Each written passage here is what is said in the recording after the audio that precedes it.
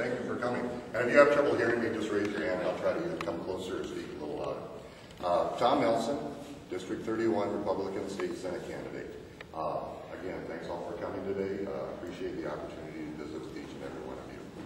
For the past 6.5 years, I've been mayor of the city of Lee, which has been an extremely rewarding experience because I tremendously enjoy representing my hometown, not only in the area, but throughout the state.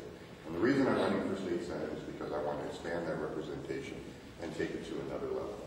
A lot of times candidates run with blinders on, they have narrow focus, they don't get the big picture. Well, I've seen the big picture here in the Black Hills, and it's pretty awesome. I really, really am excited about it. I don't have an Instagram. I don't have an agenda, hidden or otherwise.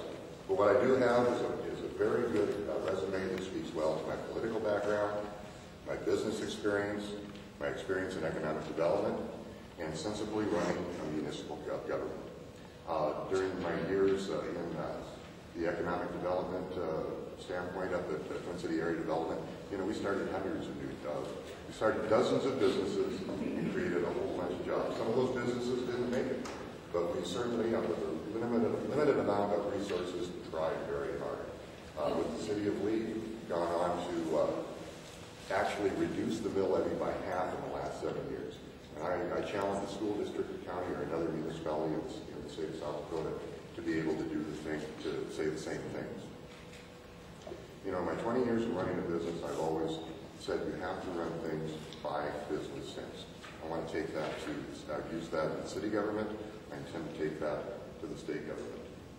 There's a lot of issues right now. There's education, there's energy, there's economic development, there's the economy. All good things that need discussion. But the fact of the matter is, you'll find the legislature does not create economic development. It enables it. It does not hire teachers. It allows for school districts to go out and get the best teachers they can. And it doesn't start jobs. It doesn't hire people. It creates a good economic environment so that there's growth and stability in the state. If there's one thing I've learned... Tom, we have to call a question here. You just ran out of time. Thank you. Sitting up here, I'm not going to go into detail about where I've lived with my family or anything like that, because I think what you want to know is what I have done and what I'm going to do for you.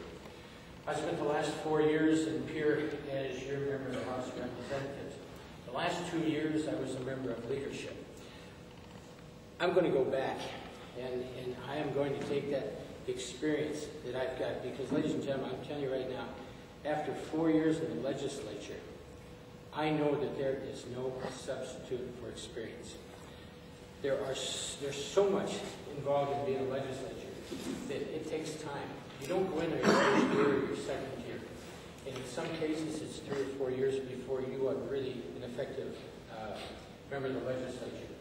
And so what I've done for the last year, the last 2 years actually, is I know that this coming year is going to be a tough one because we're going to have 30 new, or maybe 35 new legislators. We're going to have all kinds of financial questions, problems that we've got to solve. And so what I've done for the last 2 years is I have worked very hard to gain the confidence of the other members of the House of Representatives, both Republicans and Democrats. I worked hard last year to develop a working relationship with the members of the Democrats in the House of Representatives and also in the Senate. I feel that if you're going to be a good legislator and if you are going to represent all of the people back here, you work with everyone.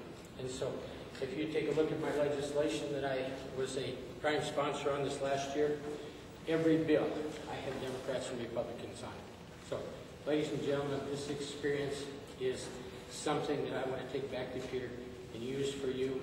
My name is Chuck Turbiville. I would appreciate you voting November. My name is Fred Bromstrom. I'd like to thank the Chamber of Commerce and the Board of Realtors for sponsoring this event this morning, and also thank you all for coming out. I must start with an apology.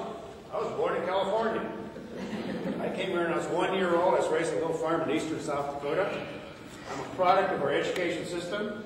I moved out to Spearfish with a master's degree in speech pathology.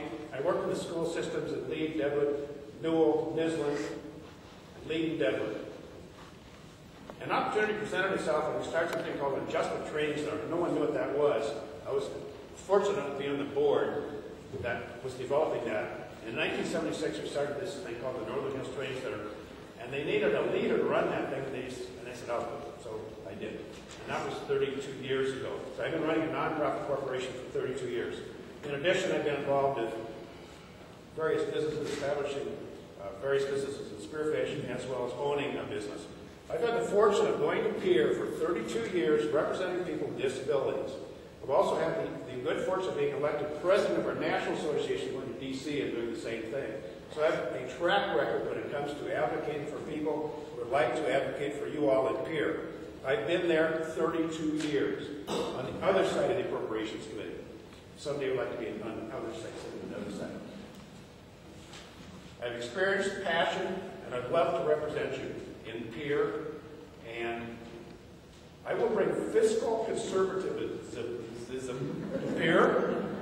My track record demonstrates that. Anyone who has worked for me and knows it was a training center will understand I pinch those pennies and some are smiling. And the nickels. I am an advocate of higher education and education in general. Like I said, I'm a product of that. And I think that's one of the strong points of South Dakota. I'm also involved in and advocate of economic development. We need to focus on that. We lost a nice corporation moving to Alabama. That's unfortunate. I sit on a certified development corporation for about the last 10 years. We give out loans, 504 loans, which are small business administration loans to corporations. And we enhance and try to make those things work. In addition, we give out these little microloans. Excuse me, President. Let's call the question.